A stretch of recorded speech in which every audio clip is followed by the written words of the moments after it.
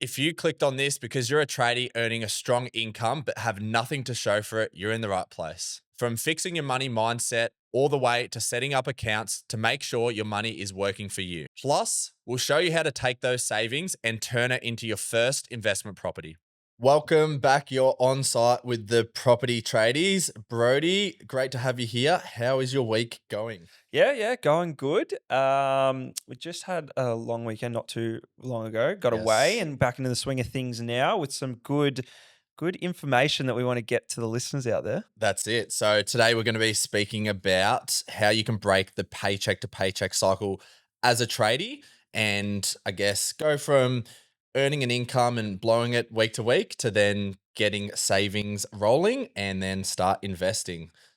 Yeah, well, look, the paycheck to paycheck thing is something we've all heard, Mhm. especially on the job site. There are Yes. literally blokes and gals out there living paycheck to paycheck. They'd save not a single dime. They don't invest a single dollar, and just living like that would be so stressful. Yeah, definitely. I think the big thing with the trades industry is a lot of these people are making a really good income. So it shouldn't be that way. And a lot of the time it comes down to your, I guess, psychology behind money management and also limiting beliefs. But we'll get into that shortly. With this topic, where do you see a lot of the value coming in? We're going to touch on a few different ways to get out of that rut, Hmm. right? And really start to transform the way you think of money and you think of the income that's coming in and what you can do with it. Hmm. I guess diving straight into it, Yep. there is like number one, you've got your income, your wealth, your overall wealth, and the psychology behind it, right? Yep. So you just said there's a lot of people who Hmm. are on great incomes. Why can't they Hmm. get out of the cycle of just living paycheck to paycheck? Yeah, I think there is a lot of mental blocks within the trades industry where people view, I guess, the only way to earn money is by spending time working. So, not understanding how investing truly works is a big mindset block. And I think with the high income people, like you just mentioned, then Brody, is I guess the fugazi around believing that you're wealthy because of your income, where that has no, I guess, They're two separate yeah, they're things, two right? separate things. It doesn't take into account your net worth. Yeah. Net worth and income are two totally separate things, but I think often that gets confused. Um, a big one is financial patterns passed on by parents. Mm, mm. What do you think about this topic? Yeah, I actually am a heavy believer in Mhm. whatever your family's doing at home and their mentality towards money, that's all Mhm. you know at the Yeah. start because we're not taught these things in school. Mhm. And you can go out of your way to and listen to podcasts and educate yourself. But when you're at a young age and your relationship with money is all the only relationship you have with money is what you've been taught, Yeah. right? Or what you've seen Yeah. in the household. So yeah, there are some people who get super lucky Mhm. and their families are great with money and they're able to build on that. Mhm. And there are some people who get quite unlucky. Yeah. Well, I think touching on that as well, I guess with my upbringing, my dad is very, I guess, old school with the way he manages his finances. He still still gets his money out in cash each week from the bank, Yeah. puts it into envelopes and scurries it away. I think a lot of people in the older generation were brought up with a scarcity mindset, and that does funnel down into a lot of people our age, which we do see, especially when it comes to investing and being scared of debt. But I think we're very fortunate today. If we went back a generation and I didn't have that access to technology, I'd probably be in the exact same position as my dad. But there's so many resources out there where you can learn about financial management and yeah, look beyond on your home. So that's a really good place to start. And if your parents aren't in the position that you're in, just like when you're looking at people to look up to, Yep. don't you don't have to take advice from them. Yep. You don't have to. You can always have that conversation and Mhm. then go do your own thing. And maybe in a couple years' time, we've heard this happen a lot. Yep. You actually end up helping them, Correct. become Exactly. financially free. Because they probably haven't been shown all these skills that we do know as well. Some other key points in income and wealth psychology is I think a lot of people when they work hard think that they deserve nice things. which I completely understand. It makes sense in theory. You work hard, you should have nice things, but to get into a position where you are buying expensive cars or a really nice house, you want to have assets behind you first. What do you think, I guess, with this mentality you see holding tradies back a lot of the time? Yeah, like you said, they will work hard and they'll Hmm. bust their ass. And it's kind of hard to not think, Hmm. oh, might treat myself. Hmm. A lot of guys maybe they'll have a beer Hmm. after a hard day's work. Other blokes, they might go, I've worked non-stop Hmm. for the like you used to hear it all the time. Blokes would work 20 days in a row because they're Yeah, working weekends and whatever. And mhm, what do you think they're going to do after that? They're probably going to blow the money they just made, exactly right. right? And so getting out of that mindset also brings into one thing we like to talk about a lot Hmm. is delayed gratification. Yep. So if you don't know what delayed gratification is, pretty much it's when you want something, Hmm. but you understand it's not something you need right now. Hmm. You're working towards it. You will get there. And when you get there, it's going to feel so much better. Yep, You- definitely. Yeah, couldn't agree more. That's, I guess, the crux of investing. You're sacrificing short term gratification for the betterment of your long term situation. And especially within the industry, the trades industry, this is more important than a lot of other industries you can work in because you're heavily reliant on your body being capable to complete your job. I've seen a lot of people where they've been injured and they can't keep earning the same amount of money. So, yeah, having that long term mindset is going to put you in a position if anything does fall to the waistline. But I think there's some really good psychology points. Now, let's get into number two, which is income tracking. So, we're going to start diving into what you should be doing to, I guess, take yourself from saving nothing per week to then getting into good habits. So, the very first topic we've got is income tracking. Now, with this, I think it's super important as a very a first point of contact, understanding exactly what you make in a year because that's where you're going to be able to start working back from and analyzing your expenses. If you don't understand this number, if you're on inconsistent paychecks, if you're a subby, understand these numbers over the past year, and then you can start working back from there.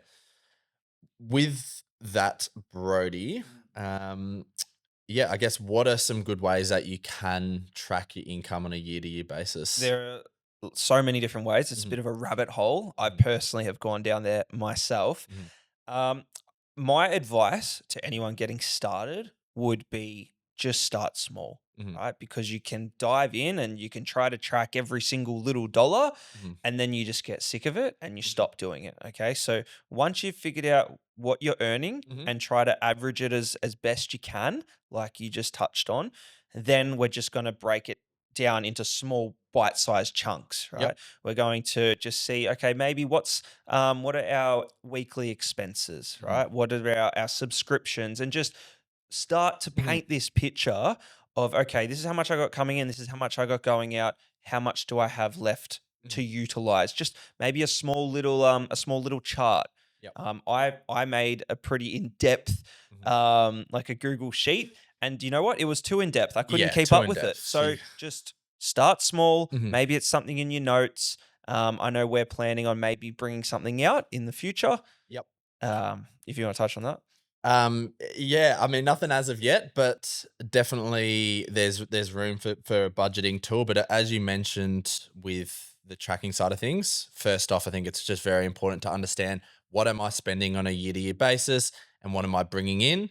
From there, it's about the process of elimination. Where are the low hanging fruits, so to speak? Yeah, you don't have to track every single dollar. No. Just track the big dollars Mhm. and then live like fruitfully. Is that the right word? Definitely. Definitely, yeah. Yeah.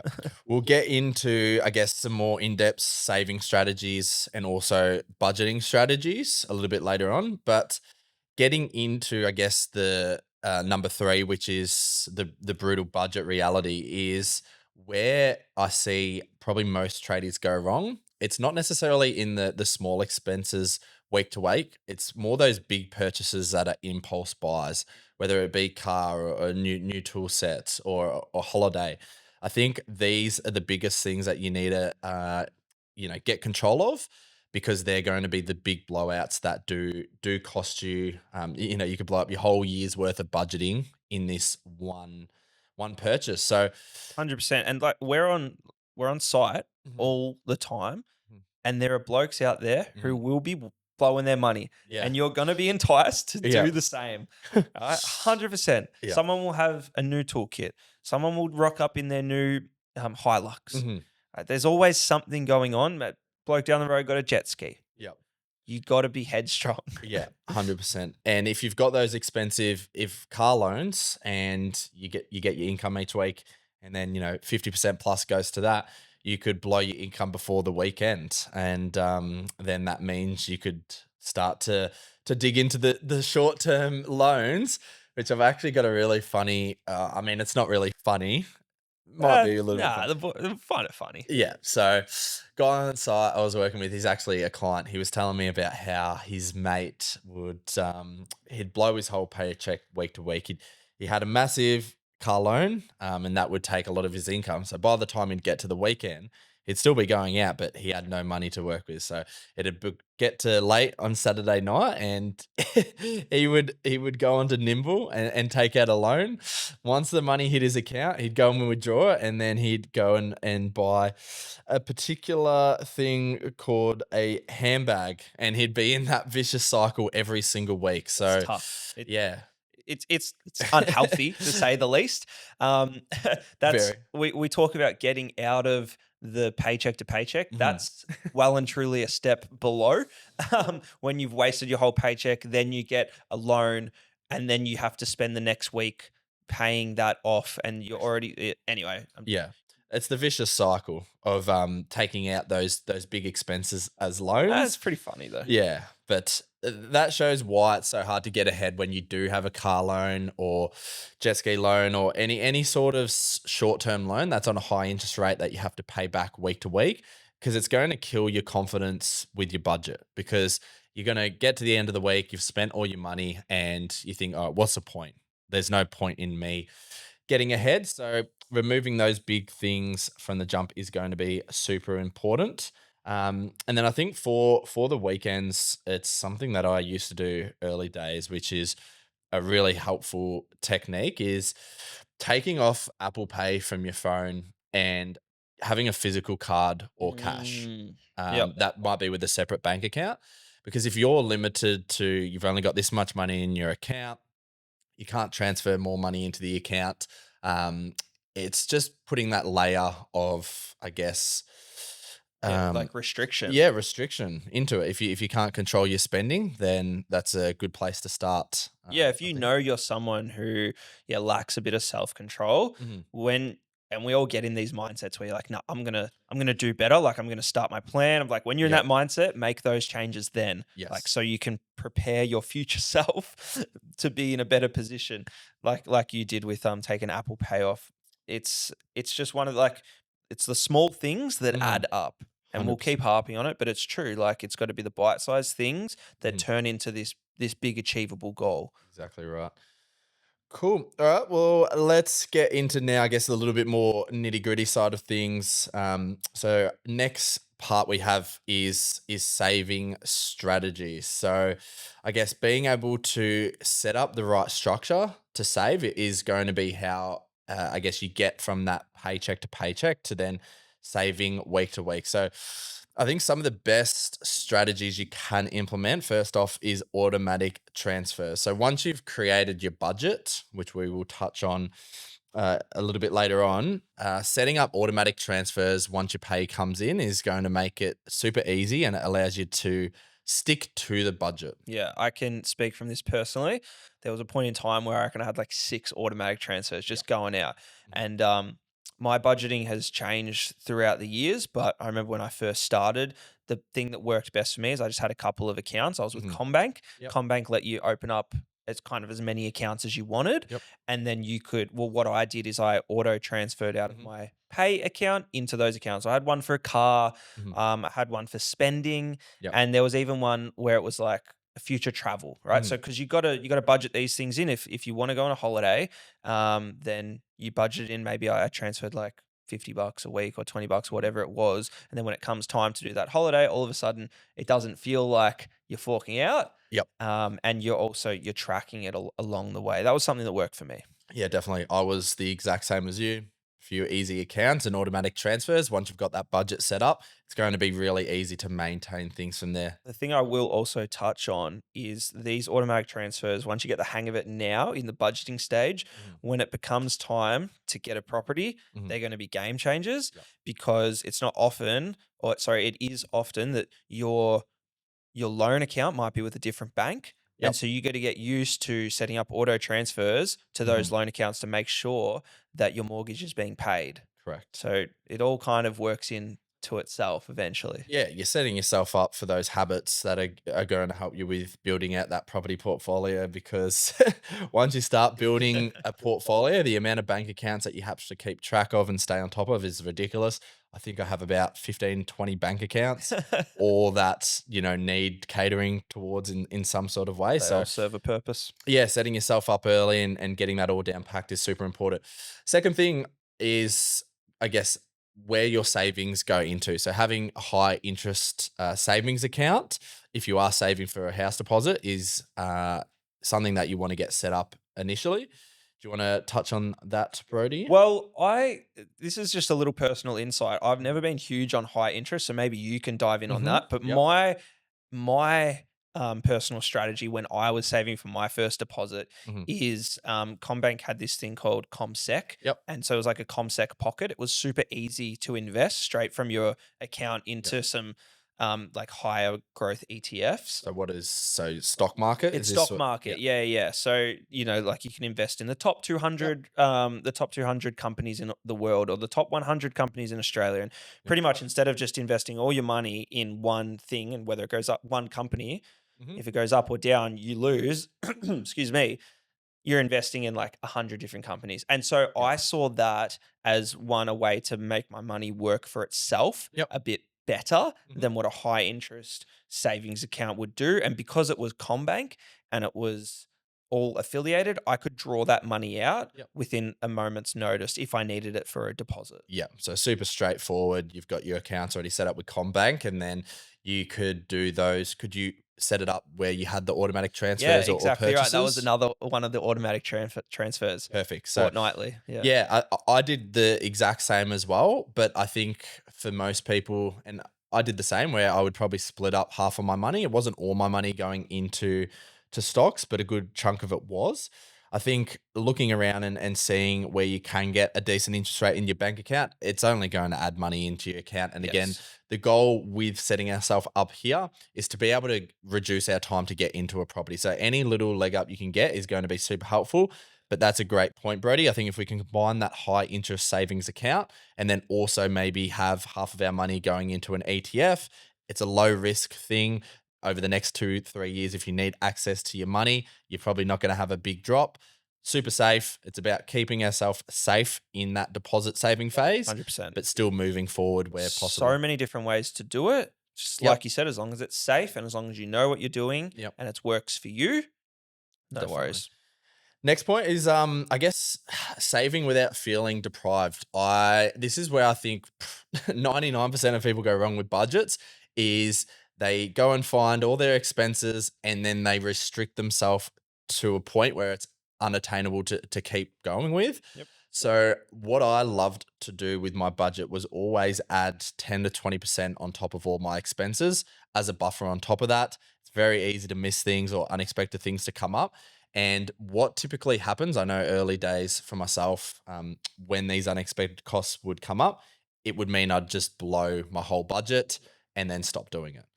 So it's about allowing yourself that buffer on top of your expenses to make sure that you're sticking at the long term plan, which is, yeah, sticking to the budget.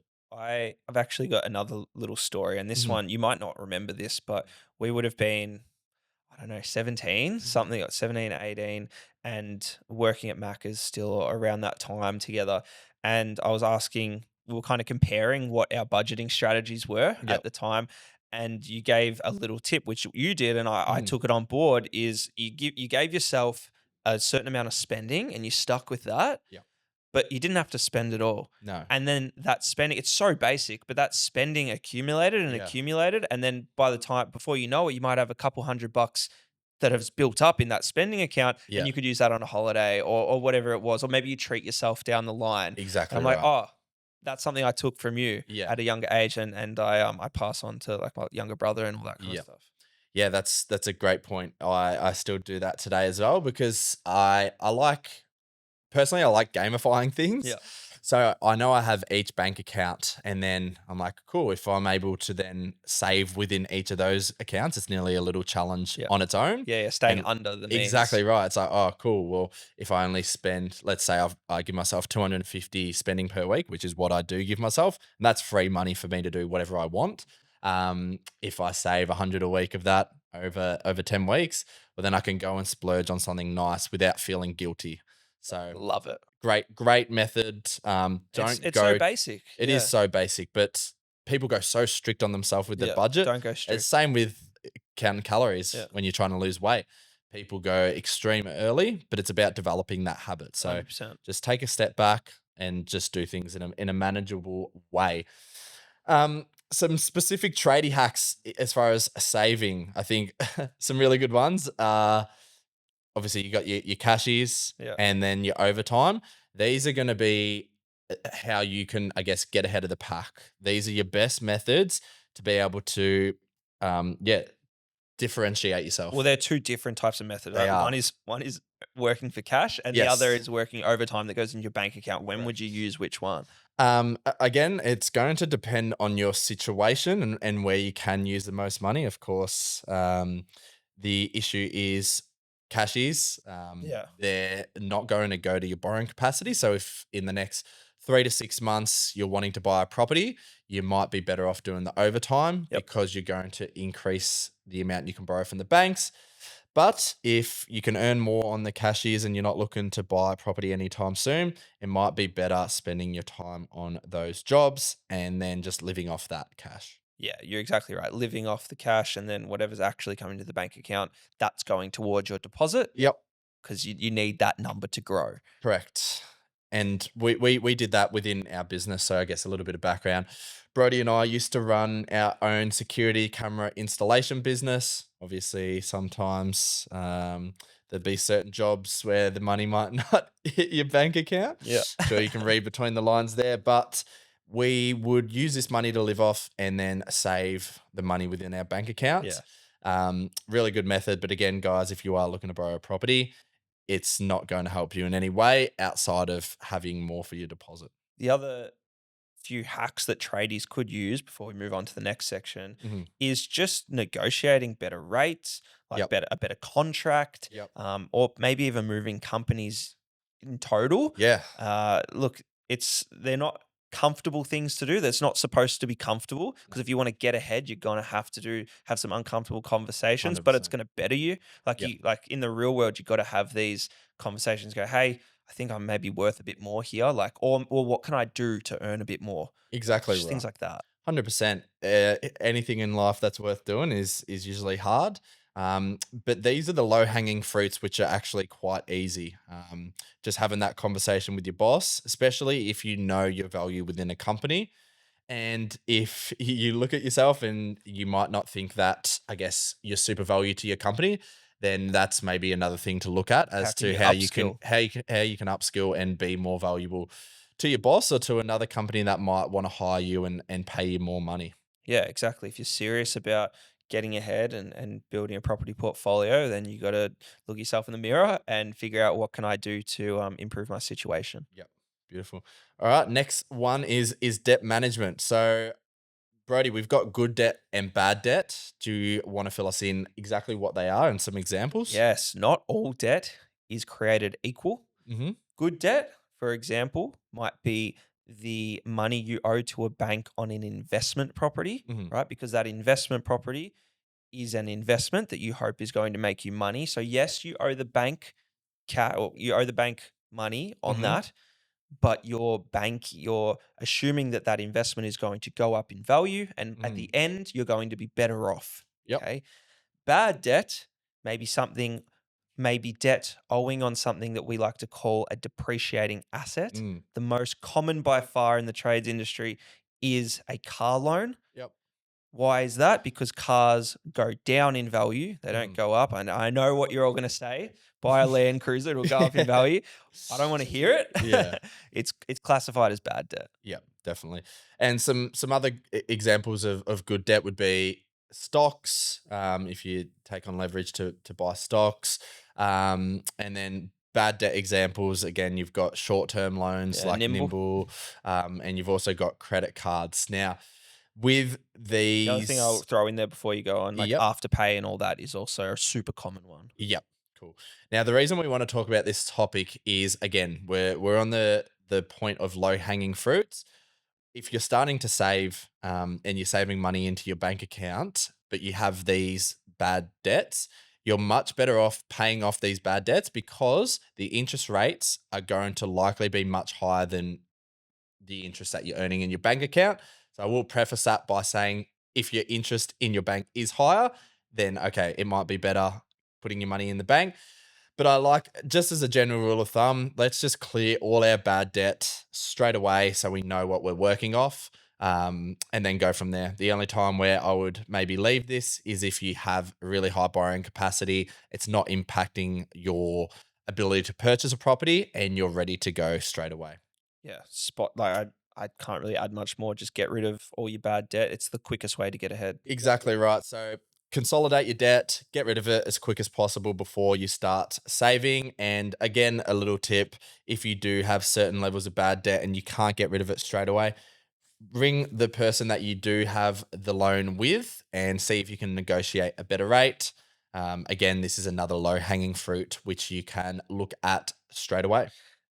One last thing I'll add when we're talking about credit cards and other things like that is you may have heard this thing called credit ratings. Yep. Now, it's something that the Mm. bank gives you, um, and people think you can make it better over Hmm. time.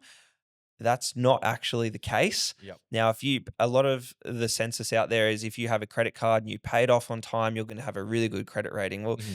your credit rating is probably going to stay the same. Correct. You can only really make it get worse, if that makes sense. Yeah, definitely. And it's funny. I think it's a very American type of thinking. It is big in America where your baseline credit score is typically low to start with or at a middle point, and then you can improve it by taking on credit card debt and paying it off and showing banks and debtors that you can be good at paying off debt. But in Australia, you start at the high point. Yeah, So exactly. unless you fuck it up, you're in a good position. I have I know someone who went and got a car, and they got a loan on Mm, it or whatever, and one of their reasons for buying this car was because they were going to pay the loan off on time. They thought it was going to give them a better credit rating, so really? that then they can get a house easier, Right. a home loan easier one day. That's not the case, guys. It's not going to make your chances better. It's Yes, actually going to hurt your chances getting a home loan if you've still got that bad debt on your exactly right. books. Definitely. 100%. Important to clear that up. Beautiful. All right. Now let's head into number 6, which is bank account structure. So with this, guys, this what we're going to run through is, I guess, exactly how I personally structure my different bank accounts and my budgeting, and why I like each category. So first off, we're going to have about 4 or 5 accounts, and the first one is going to be our expenses account. So your expenses account is going to be exactly what is going to be paid no matter what. So things like your phone, your car insurance, food, all the things that we know we're going to have to pay week on week, I like to put into my expenses account. So Yeah, maybe throw a bit of fuel money in there as well. yes, there's a lot of things. Dentists, a lot of people miss medical things. So you've just got to prepare for, in a year, what are you going to be spending money on regardless? And this is where you budget all of this money into a specific account that goes towards these types of things. So understanding exactly what your year on year cost is going to be crucial to understanding what you need to put in that account. Account number 2 is the spending account. This is going to be the account where you can do whatever you want with it. You need to not be too restrictive, as we touched on earlier. So this is the money that you just give yourself full freedom of. Again, if you're in a period where you're wanting to get to a specific goal in a short time, you can chop and change this depending on how hard you want to go. Yeah.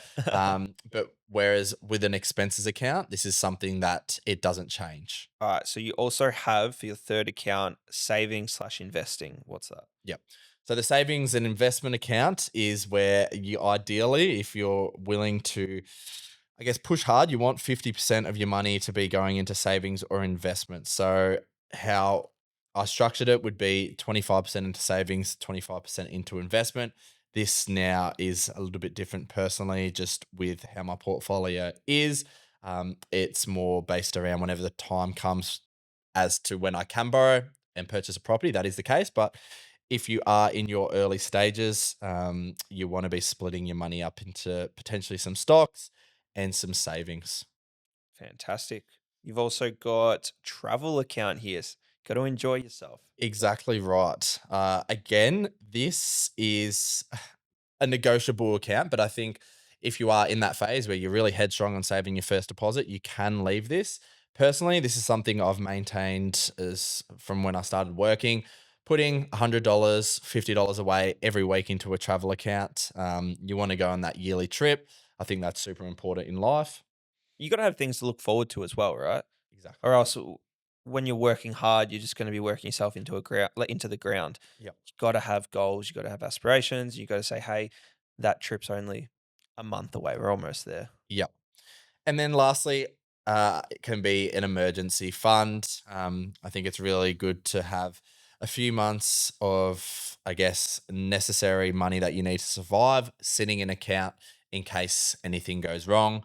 This is just going to give you a buffer, and yeah, I guess make budgeting and finances a lot easier because you do have that account to fall back on. Well, if you're the kind of person who is skeptical and money conscious, Mhm. then this is going to be something that you 100% do Yep. because when you're investing and you're taking those perceived risks, Mhm. you're going to go, okay, I can do this Mhm. because I've got that buffer. Like you said, I've got that rainy day fund. Yep. I'm okay taking this risk to inevitably get ahead. Yep.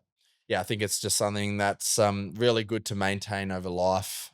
Just always having that emergency fund sitting there. There's a lot of unforeseen things that Yeah. can pop up in Like your this world. dad has his emergency fund under his pillow Exactly in right. cold hard cash. Under the bed. I don't know how much he's got there. I guess we'll find out one day. Cool. All right. So now that we've got our budget on track, we've cleared all of our bad debt, and now we're saving and investing week on week. We now flick into number 7, which is getting investment ready. So this is where I think sticking to a budget is going to be, this is going to allow you to stick to a budget by setting a particular goal. So getting into your first investment property and understanding exactly how much money you're going to need. How much do you need to start? That's always the question, right? Mm, How much do I need? I don't know. Who do I speak to? You always set the goal. The goal seems so far away mhm, when you've never done it before. yep, So it's all about speaking to the right person. yep, Personally, I thought that exact way. mhm, Then I had a chat with a mortgage broker, and that unachievable goal mhm, came so much closer. It was literally in arm's reach. yep. And I thought I wasn't going to get there for another couple years. Exactly right. And I think on what you said, if you don't have that conversation, you can't plan around timeline.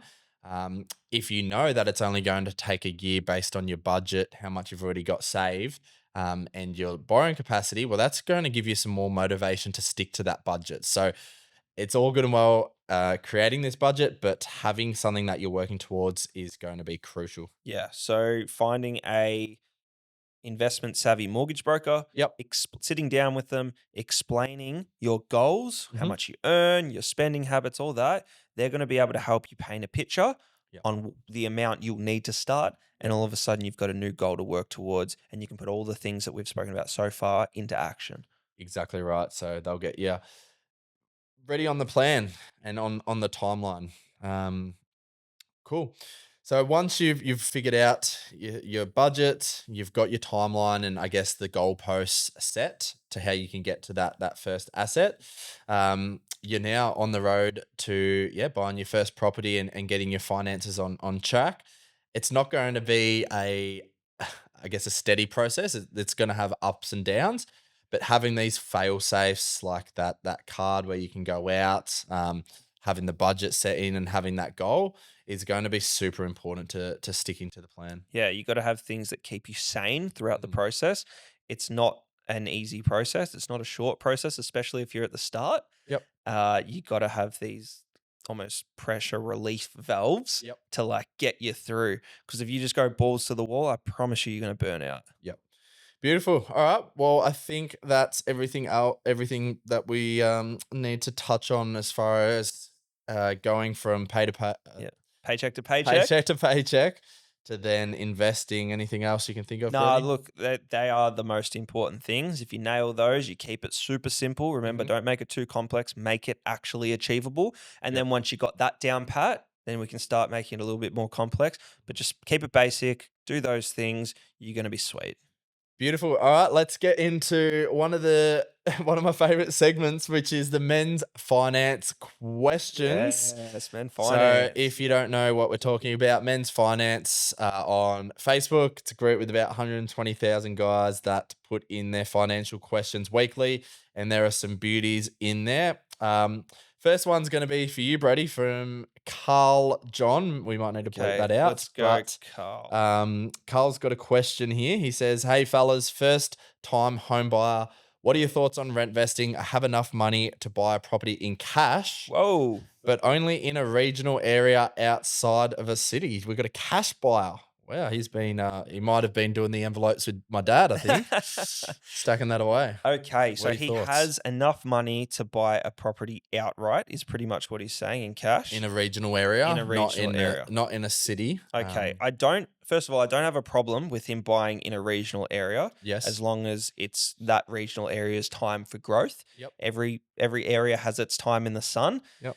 Say, for example, he's buying in a place that is, he's done his research. He Mhm. knows this place is going to do well. He's confident. No worries. Maybe then you can buy in the regional area. I wouldn't say buying it outright is the smartest move. I would say I agree. using that cash for a deposit, Yep. right? And getting in that way, right? Because if it's an investment property, we're going to assume it's an investment Well, property. he's first time home buyer, so I think he wants the thoughts on rent vesting. Yeah. I think it seems like he's tossing up between the two. Yeah. Just rent vest, mate. You're going to be better off. Use that cash as a deposit Mhm. for an investment property. And then one day you're going to probably sell that investment property. So you don't worry about paying it off. Mhm. Use the leftover cash to live with, use it for rent. And then you can maybe use that leftover cash for another deposit if you really are keen on building a portfolio and rent vesting. Yeah.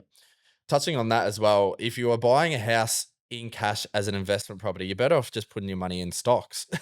The point of property investing is that you're taking on debt and getting leverage, but stocks perform better on a year-to-year basis. So, I think if you are this guy, you might be best taking on the low Yeah, deposit, it like you said, depends and on his putting your money into stocks. yeah, it depends on what he wants. Like if he is in a good job Mm. and he has all this savings, Yeah. then mate, you're in a great position to Yep. build a portfolio. Buy a couple of properties. Exactly. Yep. Right? Why stop at one?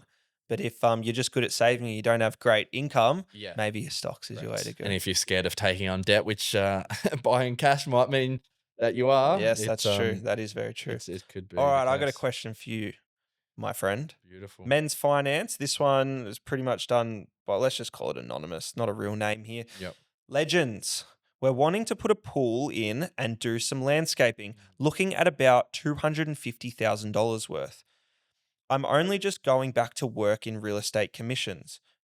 Am I able to get a loan for this? That's question number one. Even second tier for while until I can get some solid pay slips again. No debt on PPOR. We are worth around 1.4 mil. I also have shares and can potentially pay for the pool in cash, but would prefer to use some debt and keep my money working. What do you suggest? Jeez. I mean, first off, I'm not a mortgage broker, but to get a $250,000 loan without any consistent incomes, from what I understand, is going to be challenging. Um, if you can get the debt and you're already putting your money to use in shares, it's probably better off to take that debt personally. But $250,000 for some landscaping and a pool, I know you were having a lot of inflation with building costs, but bloody hell, what are we building here? I'd love to see how that backyard turns out. But again, if you are, I guess, already investing, putting your money to good use, taking on debt rather than selling assets, I think is a good idea if you can get the money. Yeah. Yeah. Well said. Well said. All right. Well, that's the couple of men's finance questions. Now, lastly, Brody, moving into our closing segment, which is the rapid fire questions. I'll hit you with four, you'll hit me with Oh, four, and exciting. then we'll close out the potty. So, first question: what's one money belief you learned from your parents that you now know is wrong? Ooh, okay. They never really voiced this, but my parents were extremely hardworking, Yep. but didn't really know how to like treat themselves. They'd go on a Mm, holiday every now and then, but they would live so frugal. frugally, Yeah. like just in their day to day, which is fine. Like that's how they got ahead. I think I've learned to smell the roses a little bit more. Yep. Uh, and so I'd say I've in what's the word I'm looking for? I've learnt that without them teaching it. Yeah, you've watched and Yeah.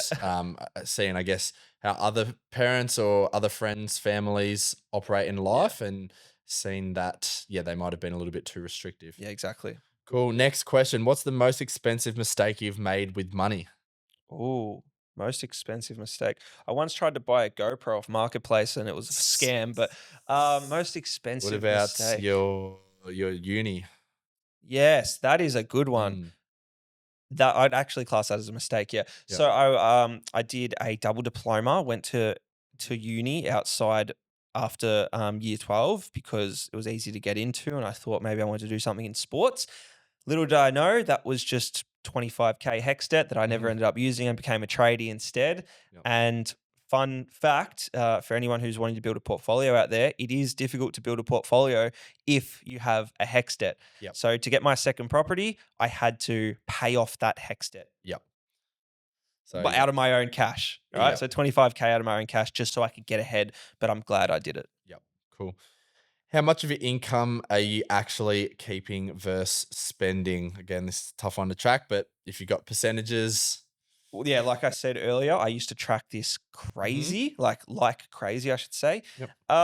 Yeah, I don't really have percentages. I just the way I do things is exactly what we said earlier. I pay for all my expenses. That's the first thing, Hmm. and then I pretty much live frugally after that, Hmm. unless something comes up. And then I've learnt to, like I said, smell the roses. I'd probably say I'm living off over 50%. Yeah. Sorry. Save. So I'm saving over 50% of what I'm making. Beautiful. And last one, how many credit cards do you currently have open? I have 0 credit cards open. Right. Okay. 0 credit cards, 0 Nimbles, 0, whatever the other ones are. Hmm. No, you don't need it. Just a debit card is all I need. Hmm. Some people use credit cards because they get the points and stuff. Hmm. Maybe if that's the route you want to go down. At the moment, I don't use any. Beautiful. I got a couple questions for you. Yep. Here we go. How many bank accounts do you currently have? I did actually mention this before, but I think I have about 20 bank accounts, and it is a pain in the ass when you're pulling out equity from properties. I've got different accounts set up for them, and when you've got multiple different loans, you've got accounts for them. When you've got business accounts, when you've got budgeting accounts, it all adds up. So I think around 20, which is ridiculous. All right, that's yeah, that is absolutely stupid. Yep. What's one luxury you're willing to spend money on without guilt? Um, life experiences and food. I love my food. So if I'm going out, I'm getting exactly what I want. And if I'm going out and doing something, traveling, I'm wanting to have the experience. So for me, I couldn't give two shits about having designer clothes or a nice car. For me, what's important is the experiences and my food. Yeah, that's the stuff that lasts the longest. Maybe not the food, Yeah. but the experiences you'd take into the It's an grave. experience. If you're going out, you got to get the right All one. right, big dog. All right. What does financial freedom look like to you?